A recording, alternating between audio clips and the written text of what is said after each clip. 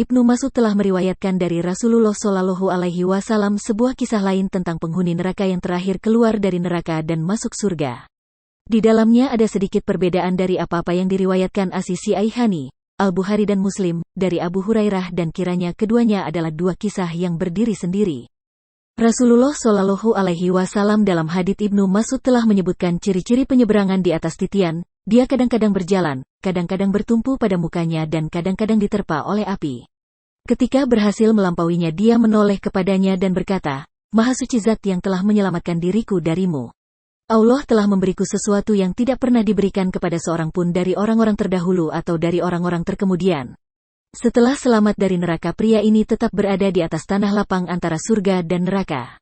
Ditinggikan di hadapannya sebatang pohon yang teduh, di bawah kerindangannya terdapat mata air. Maka, dia berkata, "Wahai Robku, dekatkanlah aku pada pohon itu agar aku berteduh di bawah kerindangannya dan minum dari sumber airnya."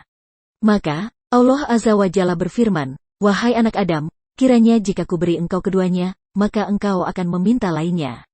Maka, orang itu berkata, "Tidak, wahai Robku." Orang itu berjanji kepadanya bahwa dirinya tidak akan meminta selainnya. Rabb-Nya Ta'ala menerima alasannya karena melihat apa-apa yang karena dia tidak mampu menahan kesabarannya untuk mendekat kepadanya. Allah mewujudkan permintaannya dan mendekatkannya kepada pohon yang dia maksudkan. Dia berteduh di bawah naungannya dan minum dari air sumbernya. Kemudian setelah itu, dia mulai melihat dari kejauhan sebatang pohon lain.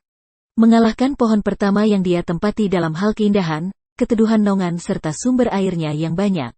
Dia memohon kepada Rabb-Nya sudi kiranya mendekatkan dirinya kepada sebatang pohon itu. Maka, Rabb mencelanya karena dia tidak menepati semua janji-janjinya dan bahkan selalu merusaknya. Maka, dia berfirman kepadanya, "Kiranya jika aku mendekatkan engkau kepadanya, engkau akan meminta kepadaku sesuatu yang lain." Maka, dia berjanji kepada Rabb-Nya sebagaimana yang dia lakukan pada pertama kali. Maka, Allah mendekatkannya kepada pohon itu dan dia pun berteduh di bawah naungannya, makan buahnya, dan minum airnya. Kemudian muncul pohon ketiga di hadapannya yang berada tepat di pintu surga dan mengalahkan dua pohon sebelumnya dalam hal keindahan, banyaknya buah, dan sumber airnya. Turut menambah keindahan keberadaannya tepat di pintu surga. Sebagaimana dia melakukan apa-apa yang telah disebutkan, kali ini dia juga melakukan sesuatu. Dia memohon kepada Rabb-Nya agar didekatkan kepadanya. Rabb-Nya mengingatkannya pada janji-janji yang telah dia sampaikan. Dia juga mencela dirinya karena ingkar kepada semua janji itu karena dia telah berjanji kepada Rabb-Nya untuk tidak meminta apa-apa selainnya. Maka, Rabb-Nya mendekatkan dirinya kepada pohon itu. Ketika dia di tempat itu dan telah sampai di pintu surga, dia mencium aromanya, mendengar suara-suara para ahli surga. Mereka berbangga-bangga dengan busana kebahagiaan. Mereka menikmati kenyamanan kehidupan, sehingga pria itu memohon kepada Rabb yang Maha Perkasa, sudi kiranya memasukkan dirinya ke dalamnya. Ketika itu Rabb yang Maha Perkasa berfirman kepada dirinya, "Apa yang bisa mematahkan permintaanmu kepadaku? Apakah menjadikan dirimu ridho jika aku memberimu dunia dan seperti itu pula bersamanya?" Pria itu berkata, "Wahai Robku, apakah engkau menghinaku sedangkan engkau adalah Rabb alam semesta?" Maka Ibnu Mas'ud tertawa seraya berkata, "Apakah kalian semua tidak suka bertanya kepadaku tentang apa yang menjadikan aku tertawa?" Maka, mereka menjawab, "Karena sebab apa engkau tertawa?" Dia berkata, "Demikian pula Rasulullah Shallallahu Alaihi Wasallam tertawa." Mereka bertanya, "Karena apa engkau tertawa wahai Rasulullah?" Beliau menjawab, "Karena tawa Rabb alam semesta." Ketika pria itu berkata, "Apakah engkau menghinaku sedangkan engkau adalah Rabb alam semesta?" Sehingga Allah berfirman kepadanya, "Aku tidak menghina dirimu, tetapi aku maha kuasa atas apa saja yang kukehendaki."